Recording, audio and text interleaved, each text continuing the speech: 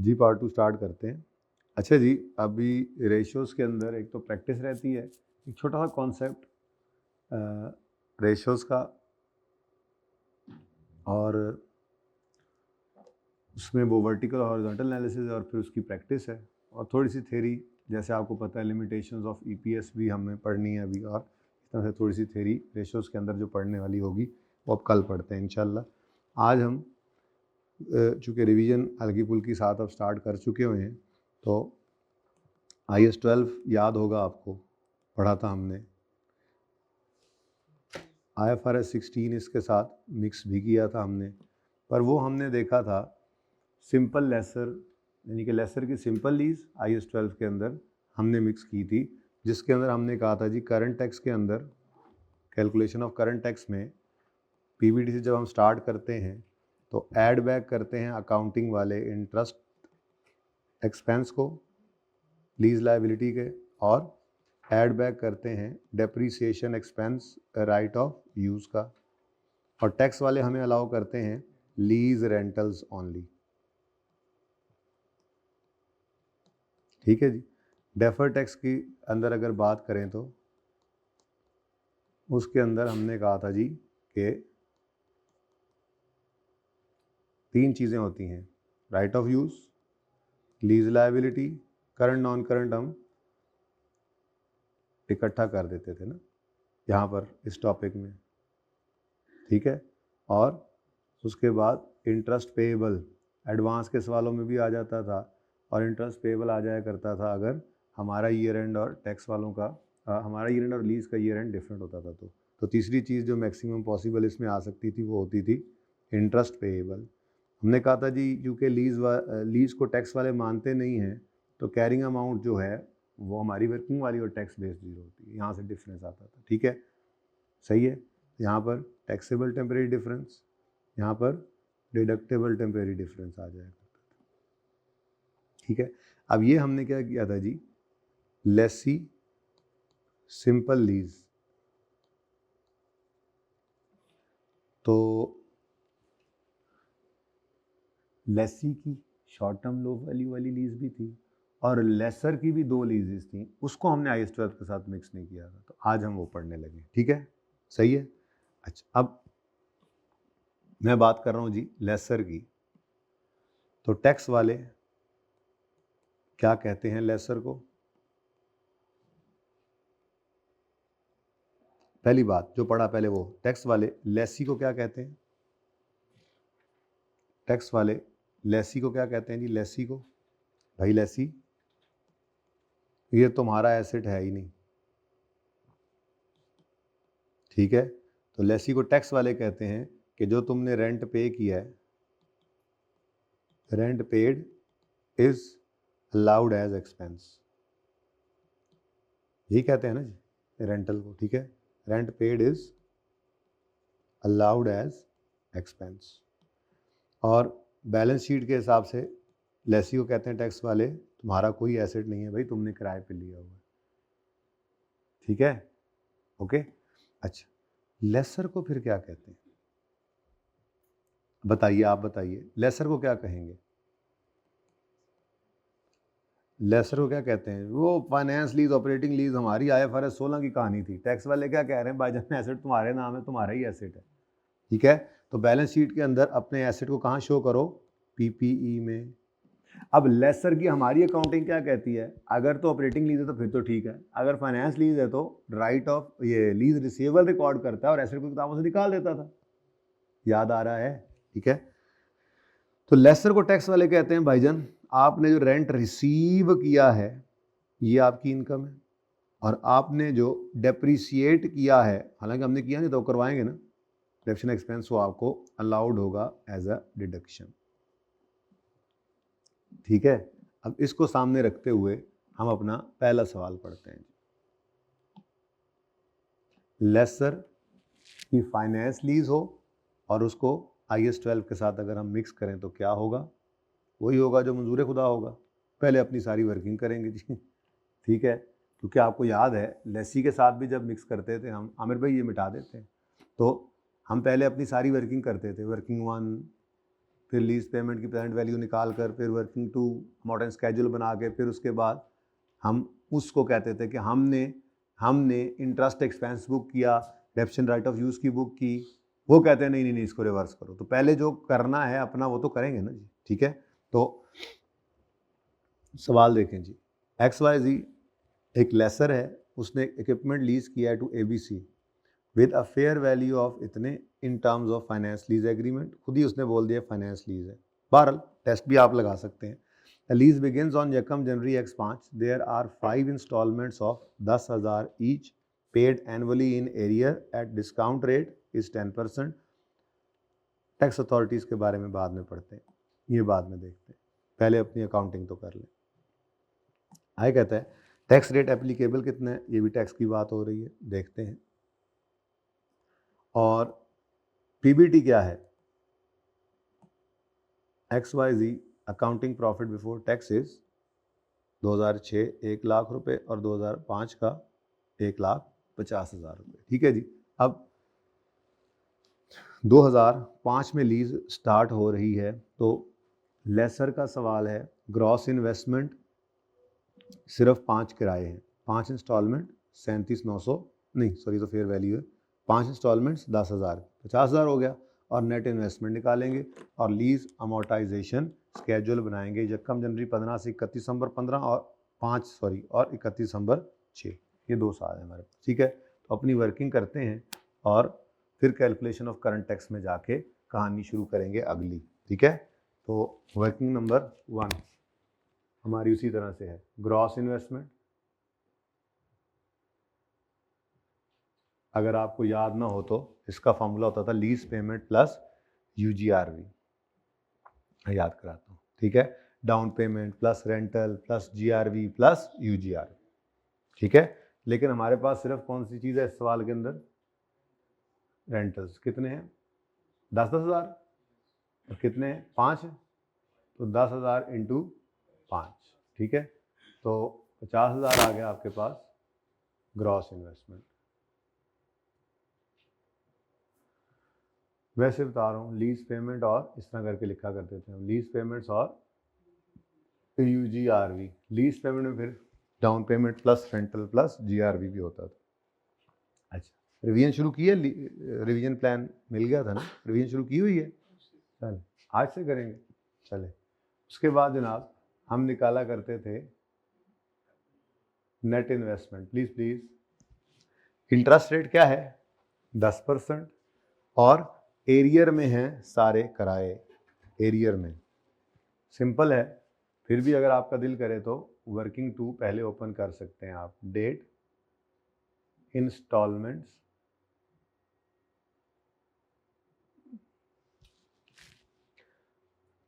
चले, PV of LP भी निकल सकती है, क्या है जी वैसे, मतलब यहाँ पे डेट पहले, बाकी बाद में कर लेंगे, प्रिंसिपल इंटरेस्ट और बैलेंस। यकम जनवरी 5 पर लीज में स्टार्ट होने, किराए एरियर में है एडवांस में, तो 31 दिसंबर 5 पे पहला किराया आएगा 10,000, फिर 31 दिसंबर 6 पर दूसरा किराया आएगा 10,000, ऐसे ही 5 किराए आते जाएंगे, इससे आगे नहीं जा रहे हैं, ठीक है। अब एरियर है तो फिर 10,000 के पाँचों किराए क्या होने हैं जी, discount 1 minus 1.1 raise to power number of किराए 5 है, -5 डिवाइड बाय 0.1, आंसर इज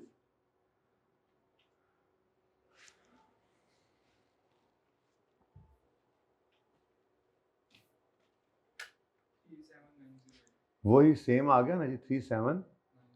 तो इसीलिए तो ये फाइनेंस लीज है कि PV of LP, PV of LP भी यही है, UGRV तो है नहीं, तो PV ऑफ LP बराबर है फेयर वैल्यू के, सब्सटेंशियली इक्वल नहीं, 100% इक्वल है फेयर वैल्यू के। तो ये कौन सी लीज बन गई, फाइनेंस लीज, ठीक है। जैसे सवाल में बताया हुआ था। अब स्टार्टिंग पॉइंट होता है नेट इन्वेस्टमेंट, तो 37,908 जी, इंटरेस्ट रेट 10% है तो 3791, प्रिंसिपल 6209, बैलेंस 31699। फिर जी 3170 याद आ रहा है लीज थोड़ा जी 6830 24869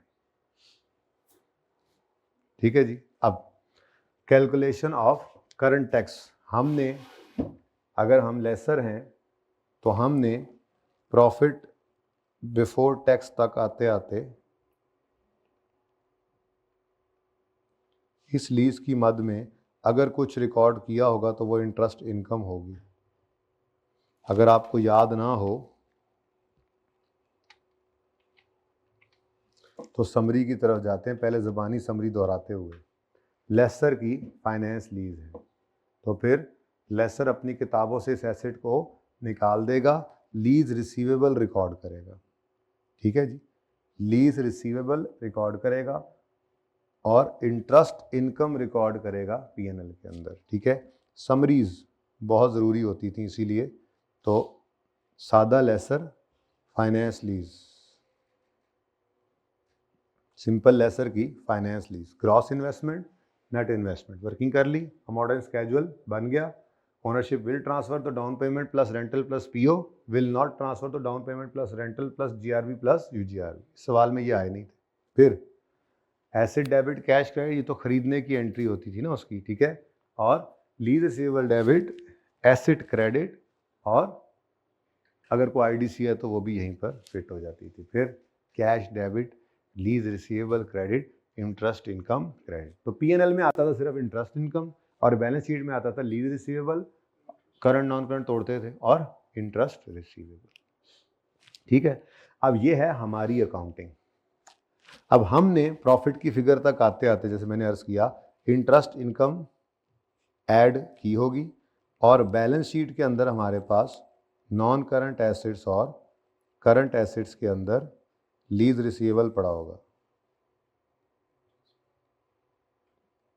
नहीं, वो क्योंकि है नहीं, लीज रिसीवेबल और current portion of lease receivable ये हमने रिकॉर्ड कर रखी। ठीक है, अब करंट टैक्स की वर्किंग अगर करें तो टैक्स वाले क्या कहेंगे, ये क्या है?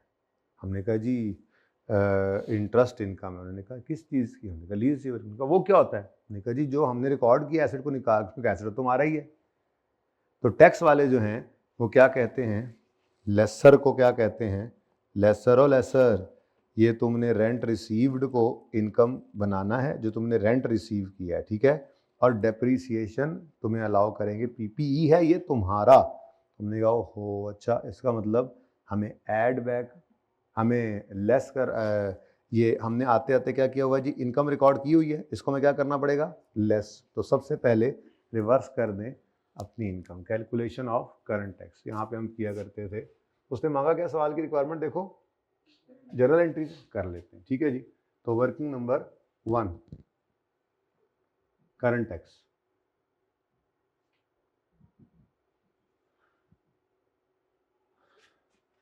दो 2005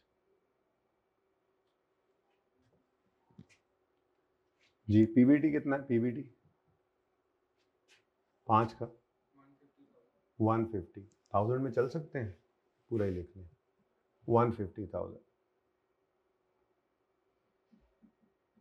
अच्छा, अब हमने प्रॉफिट तक आते आते इंटरेस्ट इनकम को क्या किया हुआ है, ऐड। तो सबसे पहले वो कहेंगे उल्टा दो इसको, हम नहीं मानते इसको, ये इंटरेस्ट इनकम लेस कर दें। कितनी रिकॉर्ड की होगी आपने 5 वाले साल में? 3791। तो 3791 ऐड बैक हो गया। ठीक है जी, उसके बाद वो कह रहे हैं आपको हम अलाउ करेंगे पीपीई पर डेप्रीसिएशन, और जो आपने रेंट रिसीव किया है ये किराए पे, आप वो कहते क्या है, तुमने ये एसेट दिया हुआ है किराए पे, पीपीई तुम्हारा ही है, तुमने किराए पे दिया हुआ है और उससे किराया रिसीव कर रहे हो। तो किराया क्या है, वो पूरी किस्त। ठीक है, तो वो फिर क्या कह रहे हैं जी, तुम्हें हम टैक्सेबल करेंगे रेंट रिसीव्ड की अमाउंट से। कितना रेंट रिसीव किया है जी आपने? 10,000, तो इस पे वो टैक्स ले रहे हैं। 10,000। और ये समझ आ रहा है, इजी इजी। और तुम्हें हम अलाउ करेंगे डेप्रीसिएशन पीपीई की, है पीपीई तो हमारा है नहीं, बाहर आप क्या कर सकते हैं, ठीक है। तो कितनी है जी कॉस्ट, एसिड की कॉस्ट क्या है भाई, जो इसकी फेयर वैल्यू है, ठीक है, ये इसकी कॉस्ट है।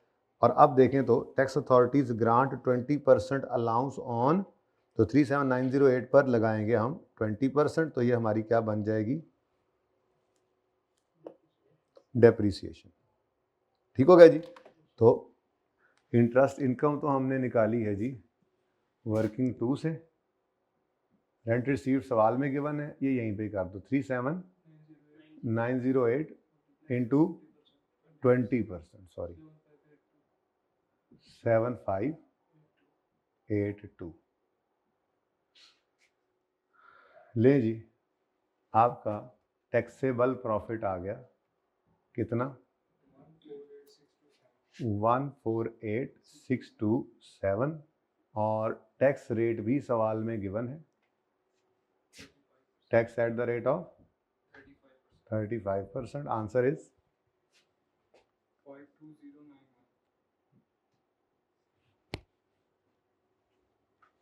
ठीक हो गया जी। उसके बाद 019। अच्छा जी, अब दूसरी, ये तो वर्किंग 3 बनी है, अब डेफर टैक्स निकाल लें, ठीक है। डेफर टैक्स के लिए वर्किंग नंबर 4 ओपन होगी, डेफर टैक्स लायबिलिटी और एसेट एज ऑन 31 दिसंबर 2005। तो कैरिंग अमाउंट है, टैक्स बेस है, डिफरेंस है, और टैक्स रेट सिंगल ही है, कर देते हैं बस ये सीधा ही, चलो तरतीब नहीं छेड़ता। रेट है और टैक्स है। अब हमने रिकॉर्ड किया होता है लीज रिसीवेबल, भाई 5 वाले साल में अपने साल की आखिरी पेमेंट के नीचे लगाया करते थे हम लाइन, जो ऊपर पड़ा हुआ है ये पेड है, जो नीचे है वो क्या है, पेएबल। तो ये होता था करंट पोर्शन और ये होता था नॉन करंट, तो यहाँ पे तो हम इकट्ठा ही कर दिया करते हैं इसको, ठीक है। तो बताइए जी 6830 प्लस 24889, वर्किंग नंबर 2 से ये भी मिल गया हमें, ठीक है जी। जी 31699। टैक्स वाले कह रहे हैं ये क्या है, मानते नहीं ना इसको, लीज कहते तुम्हारा एसेट है किराए पे है, तुमने क्या करना है, किराया जो रिसीव किया उसको इनकम बनाना है। तो इसलिए हमने फिर रिवर्स किया अपनी इंटरेस्ट इनकम को, और जो किराया था उसको रिकॉर्ड कर लिया एज एन इनकम टैक्स की कैलकुलेशन के लिए, और फिर उन्होंने डेप्शन अलाउ की तो वो भी हमने ले ली, ठीक हो गया। अच्छा, अब कैरिंग अमाउंट एसिड की ज़्यादा है टैक्स बेस से, तो ये क्या है जी, टैक्सेबल टेम्परेरी डिफरेंस।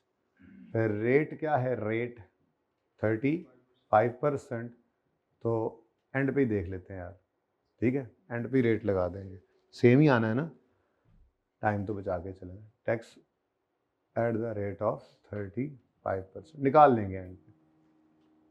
अच्छा, उसके बाद हम इंटरेस्ट रिसीवेबल भी बुक कर सकते हैं, पर वो सवाल में था नहीं। फिर टैक्स वालों ने कहा नहीं नहीं नहीं, ये तुम्हारा पीपीई है, हम तो इसको किताबों से निकाल चुके होते थे। टैक्स वाले कह रहे हैं नहीं नहीं नहीं, ये तुम्हारा एसेट है 7908, और इसको उन्होंने डेप्रिसिएशन कितनी अलाउ कर दी है, 7582 30।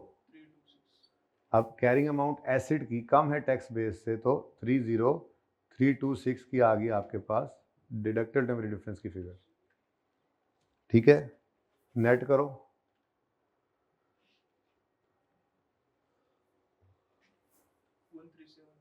1373 का टैक्सेबल टेम्परेरी डिफरेंस, और उस पर आ जाएगा 481 का लाइबिलिटी का, 481 DTL।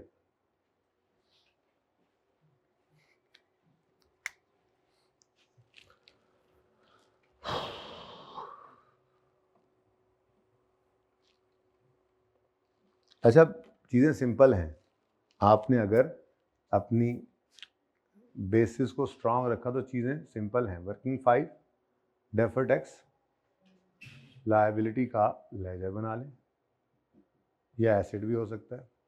अब ओपनिंग क्या, इसी साल में तो शुरू हुई है ये लीज, ओपनिंग तो कुछ नहीं था। क्लोजिंग 31 दिसंबर 5 पर लायबिलिटी आई है, वर्किंग 4 से 480, और आपका DTE आ गया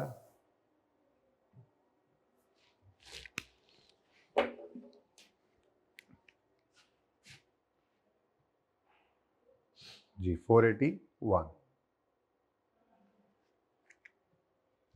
अगले साल पे चलते हैं, नेक्स्ट ईयर में आए, हमें एक और भी करना पड़ेगा, है ना। चलो आओ तो सही तरतीब से जी। वर्किंग नंबर 6 ओपन हो गई, DTL/A एज ऑन 31 दिसंबर 2006। तो हमने रिकॉर्ड कर रखा है जी लीज रिसीवेबल।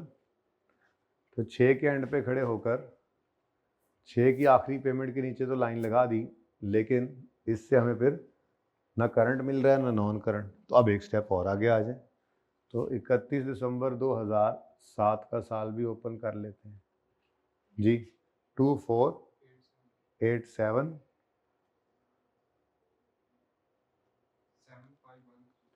7513 और नॉन करंट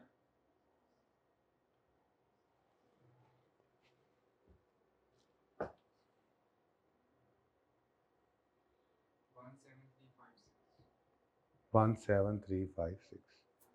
समझ आ रही है? तो 7513 प्लस 17356 वर्किंग नंबर 2 से ही चला आ रहा है जी। 24869 यहाँ पर 0 हो गया, तो 24869 की टैक्सेबल डिमेरिट डिफरेंस की फिगर आ गई। ठीक है, अब टैक्स वाले तो इसको हमारा PPE बनाई बैठे हैं। अब यहाँ से शुरू करो तो 2 दफ़ा कर लो, नहीं तो करंट टैक्स की वर्किंग चलो कर लेते हैं साथ ही। हाँ जी, अगले साल का प्रॉफिट कितना है? 1 लाख। 6 का प्रॉफिट 1 लाख। इंटरेस्ट इनकम 6 में कितनी बुक की होगी हमने? 31। वो कहेंगे रिवर्स करो, बल्कि 10,000 को इनकम के तौर पे रिकॉर्ड करो, और हाँ स्ट्रेट लाइन के ऊपर तुम्हें डेप्रीसिएशन भी अलाउड है जी।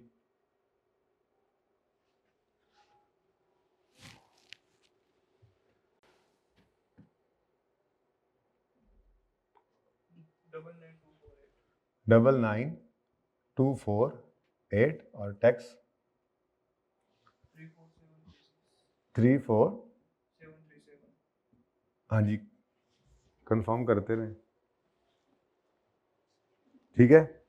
अच्छा, अब डेफर टैक्स में आए थे हम, तो डेफर टैक्स के अंदर यहाँ से शुरू कर लो, 2 दफ़ा कर लो, या यहाँ से शुरू करके एक ही डेप्शन निकाल दो। मैं वहीं से शुरू कर लेता हूँ। 37908 एसिड बनाया था उन्होंने हमारा, 1 साल पहले की डेप्रीसिएशन ये माइनस हुई थी, एक अभी इस साल की भी माइनस हो गई। तो हम तो इसको PPE नहीं कहते, वो कह रहे हैं जी 22744। तो अब 22744 का डिडक्टेबल टेम्परेरी डिफरेंस आ गया, 2125 का TTD आ गया, और उस पर आपने 35% लगाया तो 744 DTL। तो 1 जनवरी 2006 पर 481 ओपनिंग था, 31 दिसंबर 2006 पर कैरी डाउन जो है वो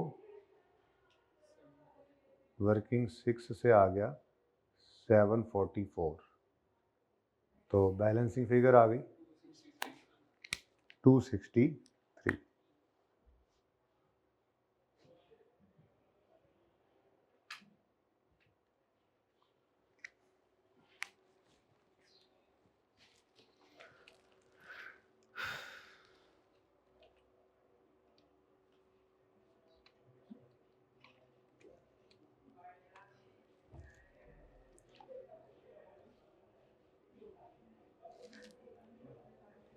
अच्छा जी, अब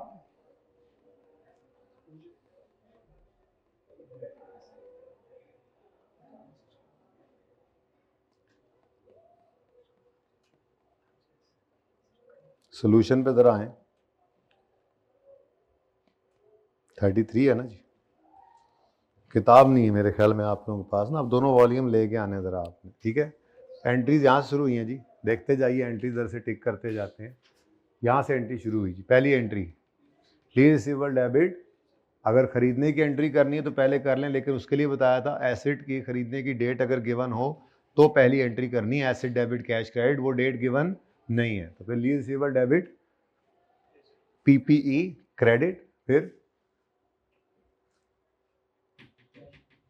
cash debit interest income credit lease receivable credit, ठीक है। दो एंट्रीज हो गई। तीसरी entry CTE debit CTP credit, चौथी entry DTE debit DTL credit. Let's see, lease receivable debit asset credit 37,908 से, bank debit interest income credit lease receivable credit, current tax expense debit current tax payable credit और deferred tax expense debit deferred tax liability credit, ठीक है। अगले साल में 10,000 वाली entry cash debit lease receivable credit interest income credit, ठीक है। फिर CTE debit CTP credit DTE debit DTL credit, ठीक है। ये 263 था, इस बेचारे का सर फट गया लगता है, खून निकल रहा है, ठीक है जी। तो ये जनाब, अब वर्किंग्स ही हैं। अगले सवाल में क्या हो रहा है, फाइनेंस लीज ही है, ट्राई करना है इसको लाजमी, ठीक है। बाकी मैं ऑपरेटिंग लीज और लो वैल्यू लीज को कल मिक्स कराता हूँ, ठीक है। लेकिन ज़रा ये पेज नंबर है जी 228 पे क्वेश्चन 34।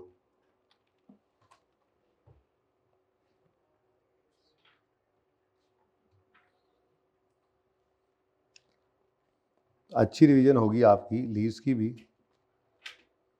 और IAS 12 की भी।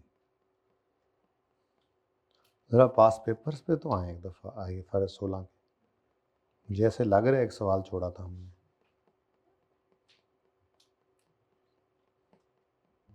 इतना काम नहीं था, पता नहीं छोड़ा क्यों हुआ था इसको, है ना। बस वो मौका नहीं ना लगता चलते चलते।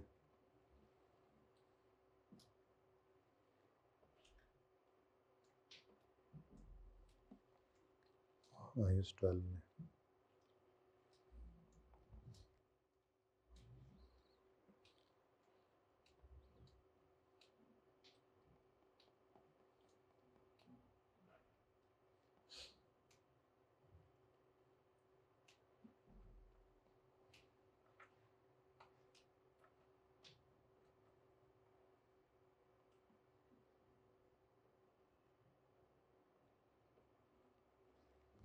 ले जी, ज़रा इसको पढ़ते हैं एक दफ़ा।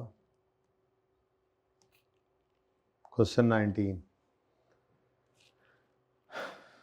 इसमें उसने क्या कह दिया जी, रेलेवेंट एक्सट्रैक्ट्स बना दें स्टेटमेंट ऑफ प्रॉफिट और लॉस के।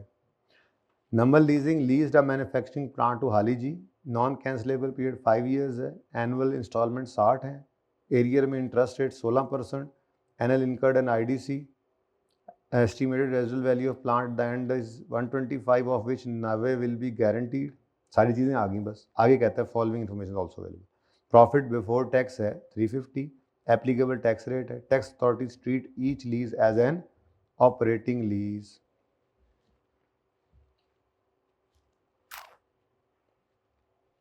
तो operating lease basically operating lease के अंदर होता ही यही है कि टैक्स वाले कहते हैं कि जी आपको हम अलाउ करेंगे, मतलब चले बल्कि ऐसा करते हैं इसको कल के होमवर्क में डाल लें, वैसे ट्राई करने में हर्ज नहीं है, अगर उससे अगला ऑपरेटिंग वाला भी आप हर ट्राई करना चाहें तो कर सकते हैं, ठीक है। तो कल इंशाल्लाह पास पेपर 19 है ये IAS 12 के अंदर, इसको ट्राई करने में हर्ज नहीं है, बाकी कल इंशाल्लाह ये भी हो जाएगा।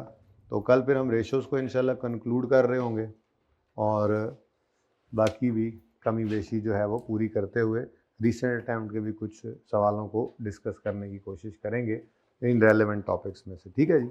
ओके, अल्लाह हाफ़िज़।